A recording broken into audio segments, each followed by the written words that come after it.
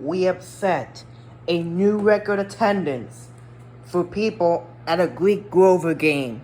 That's right, 5,029 fans at this game.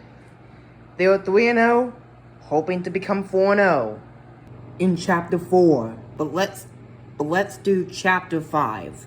Here we go in 3, 2, 1, let the games begin. the 5,000 people starts right now. 5. I play pinochle with a horse. I had weird dreams full of barnyard animals. Most of them wanted to kill me. The rest wanted food. I must have woken up several times, but what I heard and saw made no sense, so I just passed out again. I remember lying in a soft bed, being spoon-fed something that tasted like buttered popcorn, only it was pudding. The girl with curly blonde hair hovered over me, smirking as she scraped drips off my chin with a spoon. When she saw my eyes open, she asked, "What will happen at the summer solstice?" I managed to croak, "What?" She looked around as if afraid someone would overhear. "What's going on? What was stolen? We've only got a few weeks." "I'm sorry," I mumbled. "I don't..." Somebody knocked on the door, and the girl quickly filled my mouth with pudding. The next time I woke up, the girl was gone. A husky blonde dude, like a surfer, stood in the corner of the bedroom, keeping watch over me. He had blue eyes, at least a dozen of them, on his cheeks, his forehead, the backs of his hands. When I finally came around for good, there was nothing weird about my surroundings, except that they were nicer than I was used to. I was sitting in a deck chair on a huge porch, gazing across a meadow at green hills in the distance. The breeze smelled like strawberries. There was a blanket over my legs, a pillow behind my neck.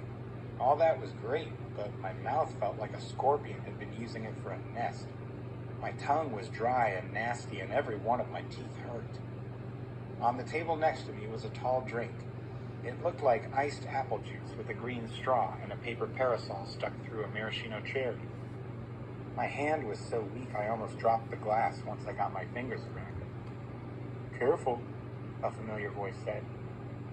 Grover was leaning against the porch. It hadn't been a nightmare. "The Minotaur," I said. "Oh, Percy, it isn't a good idea. That's what they call him in the Greek myth." Grover shifted uncomfortably.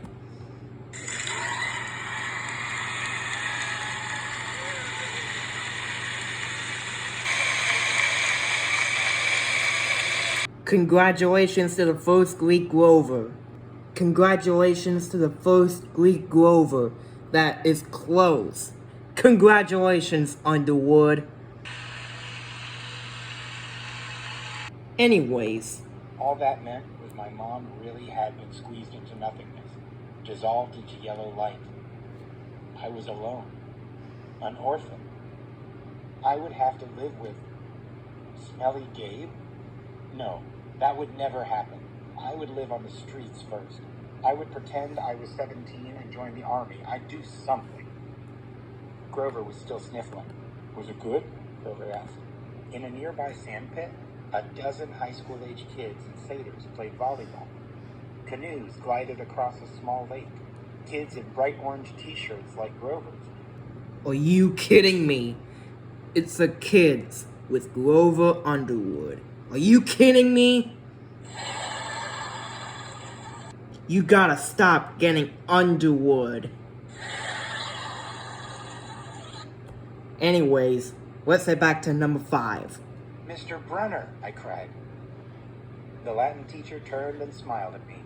His eyes had that mischievous glint they sometimes got in class when he pulled a pop quiz and made all the multiple choice answers B. "Ah, good. Percy," he said. "Now we have 4 for pinochle." He offered me a chair to the right of Mr. D, who looked at me with bloodshot eyes and heaved a great sigh. "Oh, I suppose I must say it. Welcome to Camp Half-Blood." And for the 5,000 people, welcome to Camp Half-Blood. Thank you for being here, even for the upper deck, like Mr. D.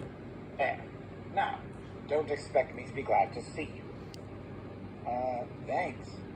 I scooted a little farther away from him because if there was one thing I had learned from living with Gabe, it was how to tell when an adult has been hitting the happy juice. If Mr. D was a stranger to alcohol, I was a satyr. Annabeth, she glanced at the Minotaur horn in my hands, then back at me. I imagined she was going to say, "You killed a Minotaur?" or "Wow, you're so awesome," or something like that.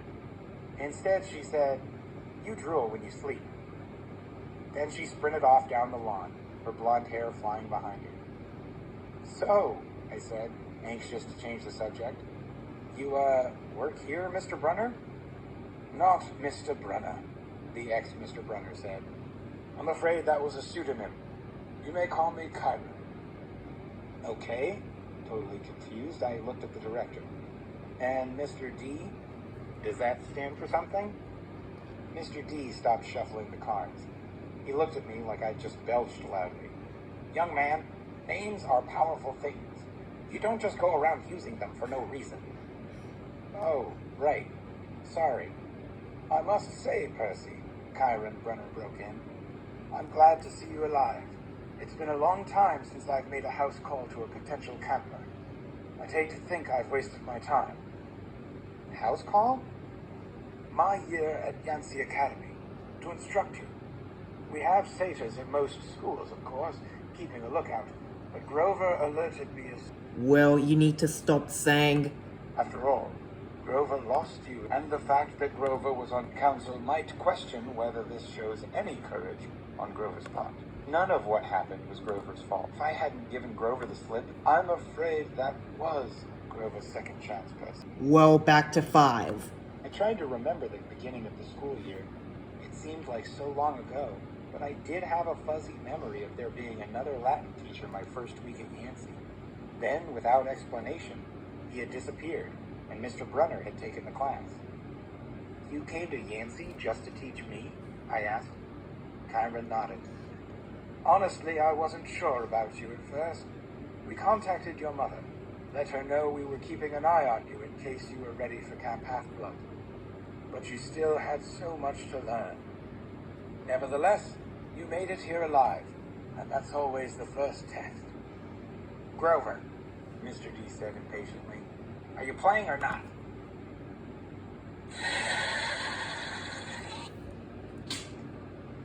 "Yes, sir." Grover trembled as, "I'm sure the boy can learn," Kyron said. "Please," I said, "what is this place? What am I doing here? Mr. Kyron, why would you go to Yancey Academy just to teach me?" Mr. D snorted. "I asked the same question." The camp director dealt the cards. Grover flinched every gods, the forces you call the Greek gods. Yes! Yes! Yes! Yes! Yes! Yes! Yes! Yes! Yes! Yes! Yes! It's the Greek, then Grover! Yes! Yes! Yes! The Greek, then Grover! Yes! The second time today. Okay, back to chapter 5. Okay. Quit it, audience. They're what people believed before there was science. Science, Mr. D scoffed. "And tell me, Perseus Jackson," I flinched when he said my real name, which I never told anybody, "what will people think of your science 2,000 years from now?" Mr. D continued. "They will call it primitive mumbo-jumbo. That's what. Oh, I love mortals. They have absolutely no sense of perspective. They think they've come so far. And have they, Kyron? Look at this boy and tell me." I wasn't liking Mr. D much. There was something about the way he called me mortal, as if he wasn't. It was enough to put a lump in my throat, to suggest why Grover my heart pounded. He was trying to make me angry for some reason, but I wasn't going to let him. I said, "I wouldn't like it, but I don't believe in gods." "Oh, you'd better," Mr. D murmured, "before one of them incinerates you." Grover said, "Please, sir, he's just..." The second time. She really was pretty, and I couldn't stay away. The second time, he sent me here. Half-Blood Hill, summer camp for brats like you. Be a better influence, he told me. Work with youths rather than tearing them down. Ha! Absolutely unfair. Mr. D sounded about 6 years old, like a pouting little kid.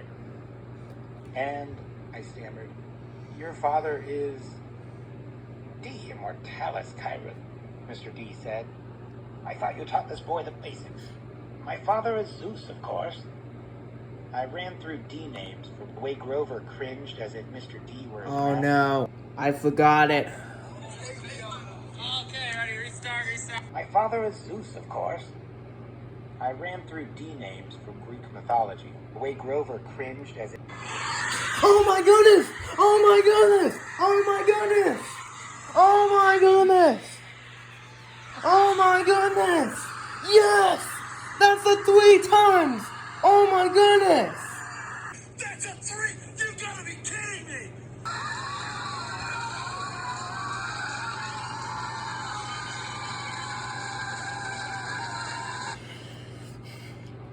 Oh my goodness. 3 Greek Grovers. You gotta be kidding me. In a 5,000 people attendance. Are you kidding me? Okay, back to it. I don't care. He would plant a disease in my brain that would leave me wearing a straitjacket in a rubber room for the rest of my life. "Would you like to test me, child?" he said quietly. "No. No, sir." The fire died a little. He turned back to his card game. "I believe I win."